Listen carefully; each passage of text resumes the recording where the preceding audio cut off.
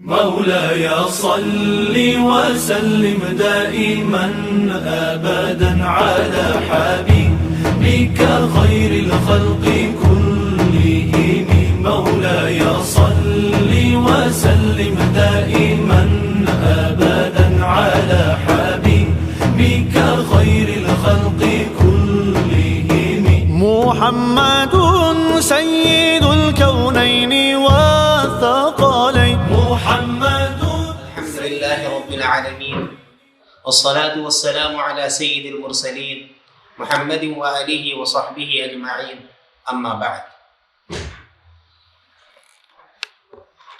وَلَقَدْ نَصَرَكُمُ اللَّهُ بِبَدْرٍ وَأَنْتُمْ أَذِلَّةٌ فَاتَّقُوا اللَّهَ لَعَلَّكُمْ تَشْكُرُونَ. ہمارے نبی صلی اللہ علیہ وسلم اور صحابہ جب تک مکے میں تھے بہت کوشش کی کہ ایک ایک انسان تک اللہ کا پیغام پہنچ جائے، لیکن کفار مکہ نے آپ صلی اللہ علیہ وسلم کو رہنے نہیں دیا. کبھی اونٹ کی اوجڑی پیٹھ پر ڈال دیتے، کبھی گالیاں بکتے، کبھی الٹے سیدھے الزامات ڈالتے. مجبور ہو کر نبی صلی اللہ علیہ وسلم مکے سے مدینہ ہجرت کر گئے. صحابہ نے بھی ہجرت کیا. مدینہ جانے کے بعد بھی خاموش نہیں بیٹھے، کیونکہ کفار مکہ جانتے تھے کہ ہم نے اس نبی کو بہت ستایا، ابھی مدینہ جائیں گے، وہاں ان کی طاقت بڑھے گی، بہت سارے لوگ اسلام میں داخل ہوں گے، اسلامی ریاست بنے گی. پھر مکے والوں کو اپنی ساری کرتوت یاد آنے لگے کہ ابھی تو ہم کو ان سے چھٹکارا نہیں ملے گا. اسی لیے کفار مکہ نے سوچا کہ مدینہ بھی ان کو ستائیں گے، ان کو ختم کریں گے. اس لیے ان کی کوششیں ہوتی تھی روزانہ یا چند دن بعد مدینے کے آس پاس حملہ کرتے.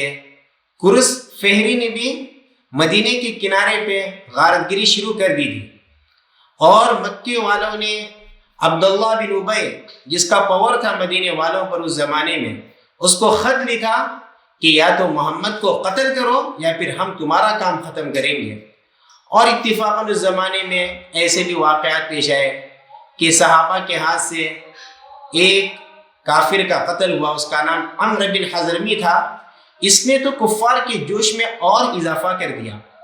کافروں نے تو اب تو چین سے بیٹھنا ہی نہیں تھا. اور بھی ایسے بہت سارے واقعات پیش آئے جس نے کافروں کے جوش میں اور اضافہ کر دیا. لہذا اس زمانے میں کافروں نے پوری پلان کے ساتھ ایک لشکر بھیجا شام میں. تجارت کا قافلہ تھے. مکے کے ہر آدمی نے جو کچھ تھا وہ پیش کر دیا. ان کا ارادہ یہ تھا کہ تجارت سے جو فائدہ ہوگا اس سے بہت سارے ہتھیار خریدیں گے، شام کے اچھے اچھے ہتھیار خریدیں گے اور مدینے والوں کا نام و نشان ختم کر دیں گے. جب نبی صلی اللہ علیہ وسلم کو پتہ چلا، حضور صلی اللہ علیہ وسلم نے چاہا کہ شام سے جو قافلہ واپس آ رہا ہے اس سے راستے ہی میں نمٹ لیں اور ان کے اندر ان کے دلوں میں مسلمانوں کی دھاک بیٹھ جائے. حضور صلی اللہ علیہ وسلم نے سوچا کہ قافلے کو روکنا ہے، مکہ پہنچنے سے پہلے قافلے کو روکنا ہے اور یہ قافلہ صحیح سلامت مکہ نہ پہنچنے پائے، ورنہ ایسا ہوگا کہ قافلہ مکہ پہنچے گا، پھر بہت بڑی ان کی تعداد تیار ہوگی اور مدینے پہ حملہ کرے گی. اسی لیے حضور صلی اللہ علیہ وسلم ایک مختصر سا قافلہ لے کر نکل گئے. حضور صلی اللہ علیہ وسلم کو پتہ نہیں تھا، اللہ نے نہیں بتایا کہ صرف 40 لوگوں سے مقابلہ نہیں بلکہ ایک بہت بڑی تعداد سے مقابلہ ہونا ہے. جیسے ہی حضور صلی اللہ علیہ وسلم مدینے سے نکلے، ابو سفیان کو پتہ چلا کہ مسلمان اس کو روکنے کے لیے آ رہے ہیں. اس نے مکے والوں کو فوراً خط لکھا کہ دیکھو مسلمان ہمیں لوٹنے کے لیے آ رہے ہیں، فوراً ہماری مدد کے لیے پہنچ جاؤ. ابو جہل بے چین ہوا، بہت بڑا کفار کا سرغنہ، اس کو کب چین آتا تھا. اور اتفاقاً اسی وقت اس کو یہ بھی خبر پہنچی کہ مسلمانوں نے اس کے ایک آدمی کو قتل کر دیا ہے، عمرو بن حضرمی مارا گیا ہے. تو اس نے بہت بڑی تعداد لے کر مدینے کے راستے میں آیا بدر کے پاس. اس کے بعد ابو سفیان نے ایک کام کیا کہ اپنا راستہ اپنا اصل راستہ چھوڑ کر ساحلی سمندر کا راستہ اختیار کیا اور قافلہ بچ کر نکل گیا۔ اور ابو سفیان نے کہا ابو جہل کو کہ ہم ابھی بچ کر نکل گئے ہیں، اب تمہارے آنے کی کوئی ضرورت نہیں، واپس چلے جانا۔ قبیلے زہرہ اور عدی کے لوگوں نے بھی ابو جہل کو کہا کہ دیکھو مسلمانوں کا مقابلہ ہم کو قافلے کو بچانے کے لیے کہا تھا، اب تو قافلہ بچ گیا ہے، اب ہماری کوئی ضرورت نہیں رہی۔ ابو جہل نے کہا کہ نہیں، ہم مسلمانوں سے بدلہ لیں گے۔ عمیر بن وہب نامی ایک آدمی کو ابو جہل نے بھیجا کہ خبر نکالو مسلمانوں کی کتنی تعداد ہے۔ جب ابو جہل کو پتا چلا 300، صرف 300، تو ابو جہل نے کہا کہ رسیاں جمع کرو، مسلمانوں کو اونٹ پر باندھیں گے اور کعبے کے پاس کی دیواروں میں رسیوں سے باندھیں گے اور لوگوں کو بتائیں گے کہ دیکھو یہی مسلمان ہیں جو نیا دین لے کر آ رہے ہیں۔ اب یہاں پر جیسی حضور صلی اللہ علیہ وسلم کو پتا چلا کہ بہت بڑی جماعت کا مقابلہ، صرف قافلے سے مقابلہ نہیں، قافلہ تو بچ کر نکل چکا ہے، 1000 کفار قریش سے مقابلہ کرنا ہے، تو حضور صلی اللہ علیہ وسلم نے صحابہ سے مشورہ کیا۔ ابو بکر نے رائے دی اللہ کے نبی آپ جو کہیں گے ہم اس کے لیے تیار ہیں، اور ایک بار حضور صلی اللہ علیہ وسلم نے رائے طلب کی۔ انصار سمجھ گئے کہ حضور صلی اللہ علیہ وسلم ہم سے کچھ سننا چاہ رہے ہیں۔ حضرت سعد بن معاذ نے کہا انصار کی طرف سے، اے اللہ کے نبی آپ جو کہیں اس کے لیے ہم تیار ہیں، جس سے آپ اپنے تعلقات جوڑ دیں ہم اس کے لیے تیار ہیں، جن سے چھوڑ دیں ہم اس کے لیے تیار ہیں، اگر آپ ہم کو سمندر میں کودنے کا بھی حکم دیں ہم سمندر میں بھی کودیں گے، اگر آپ غیمات کے چشمے تک بھی ہمیں لے چلیں گے ہم آپ کے ساتھ وہاں بھی جائیں گے۔ مقداد بن اسود رضی اللہ عنہ نے کہا اے اللہ کے نبی ہم ایسا نہیں کہیں گے جیسے موسیٰ علیہ السلام کی قوم نے موسیٰ علیہ السلام سے کہا تھا اذهب انت وربك فقاتلا انا هنا قاعدون، آپ اور آپ کا رب جائیں اور آپ دونوں جا کے جنگ کریں، ہم یہاں بیٹھے رہیں گے۔ ہم ایسا نہیں کہیں گے بلکہ ہم آپ کے آگے سے، پیچھے سے، دائیں سے، بائیں سے جنگ کریں گے۔ یہ سن کر نبی صلی اللہ علیہ وسلم کا چہرہ خوشی سے دمک اٹھا۔ اب رات کے وقت حضور صلی اللہ علیہ وسلم چونکہ اپنی جماعت کو جانتے تھے، بہت کم، صرف 313 مسلمانوں کی تعداد، پوری جماعت میں 2 گھوڑے، 6 زرہیں اور 8 تلواریں، 70 اونٹ، اور کفار کی تعداد 1000، اور تقریباً ہر کافر ہتھیار سے لیس، اور ایک سے بڑھ کر ایک سپاہی۔ جب بدر کے میدان کے قریب پہنچے ہیں تو پہلے کفار پہنچ چکے تھے، انہوں نے مناسب موقع پہ قبضہ کر لیا۔ حضور صلی اللہ علیہ وسلم جس جگہ پر تھے، حضرت حباب بن منذر رضی اللہ عنہ ایک صحابی نے پوچھا اللہ کے نبی کیا آپ وحی کی روح سے اس رائے کا اس جگہ کا آپ نے انتخاب کیا یا پھر جنگی تدبیر ہے؟ حضور صلی اللہ علیہ وسلم نے کہا یہ جنگی تدبیر ہے۔ تو حضرت حباب بن منذر رضی اللہ عنہ نے رائے دی کہ چشمے کے قریب پڑاؤ ڈال دیں اور قریب جتنے کنویں ہیں اس کو باطل کر دیا جائے۔ تو اللہ کی طرف سے ایسی مدد اتری، اللہ نے اس رات ایسی بارش برسائی کہ کافر جس جگہ پر کھڑے تھے وہاں پر کیچڑ جمع ہو گیا، کافروں کے پیر ٹک نہیں پا رہے تھے، اور مسلمان جس ریتلی زمین پر کھڑے تھے وہ ریت جم گئی اور مسلمانوں کے پیر جم گئے۔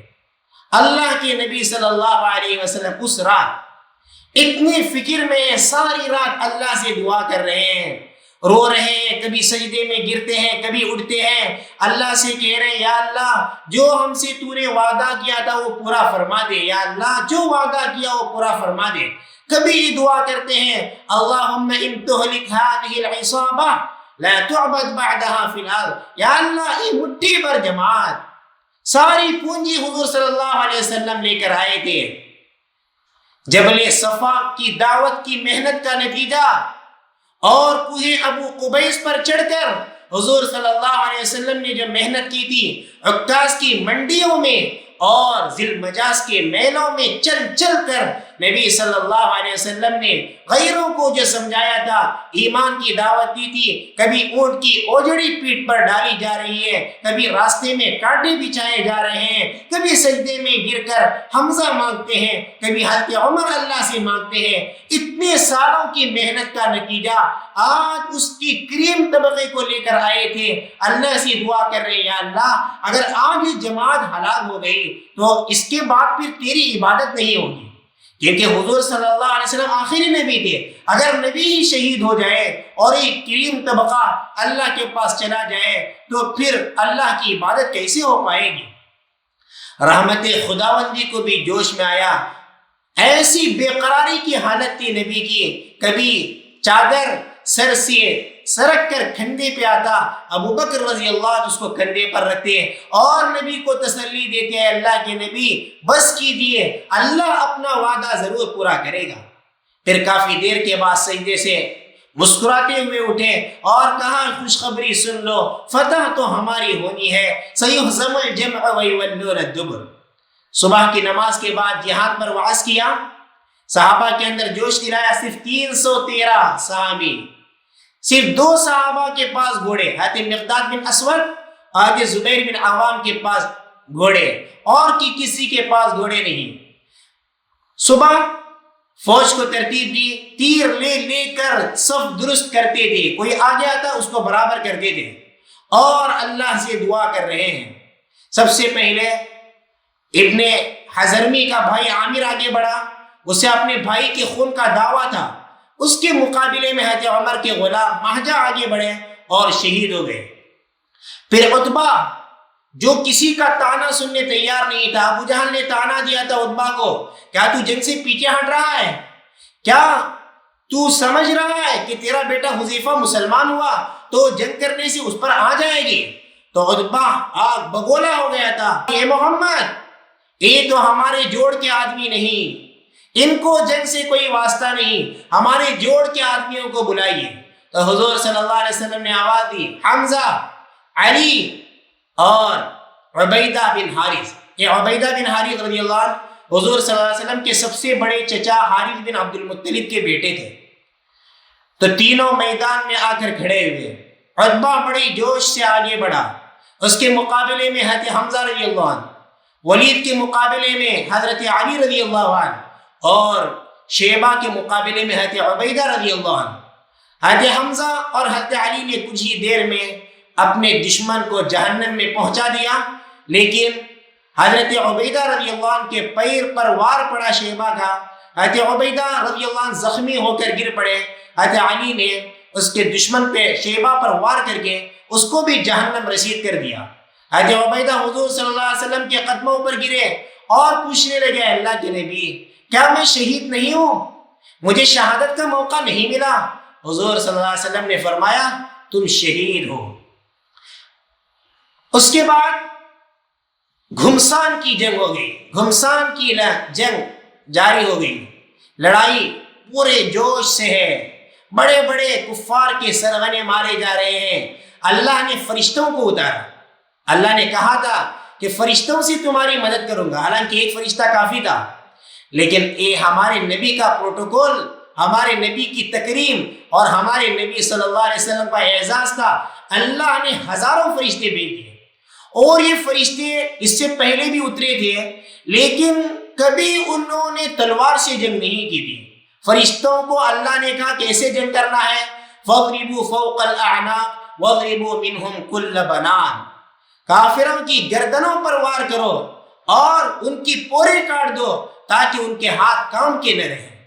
ایسا منظر دیکھا گیا، صرف 313 صحابہ، صرف 8 صحابہ کے پاس تلوار، باقی صحابہ نے کسی نے کھجور کے ڈنڈے توڑ دیے تاکہ کفار کو ڈرائیں، کفار پر حملہ کریں۔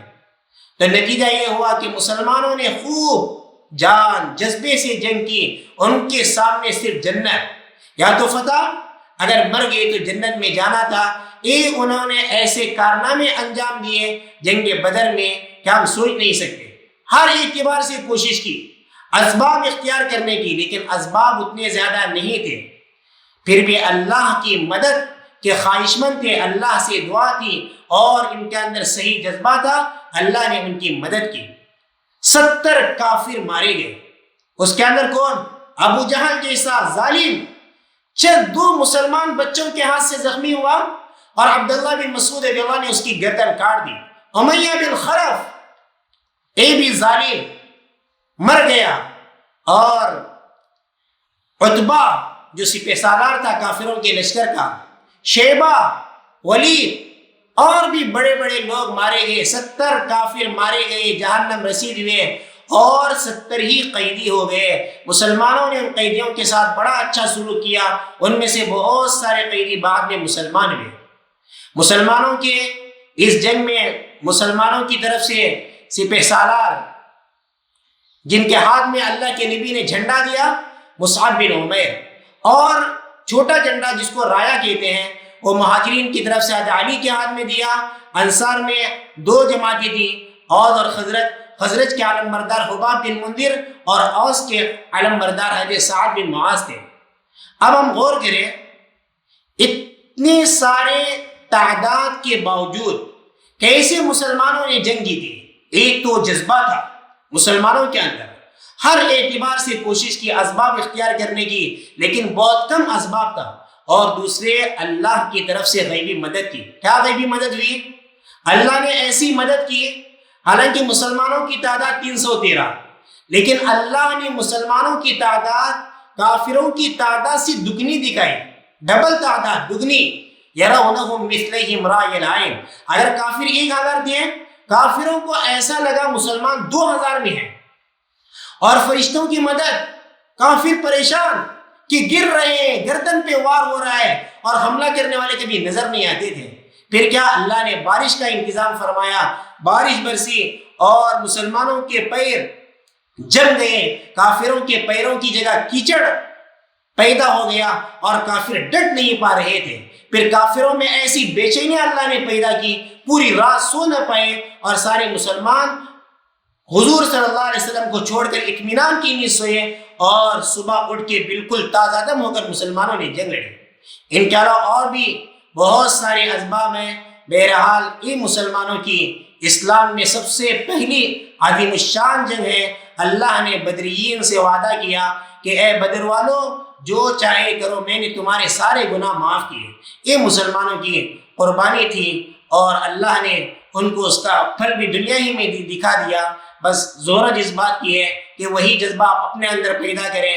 اللہ سے دعا ہے کہ ہم بھی صحابہ کی مشن کو لے کر ساری دنیا میں پھیل جائیں اور دین کا نام بلند کرنے کی کوشش کریں۔ وآخر دعوانا الحمد للہ رب العالمین۔ مولاي صل وسلم دائما أبدا على حبيبك خير الخلق كلهم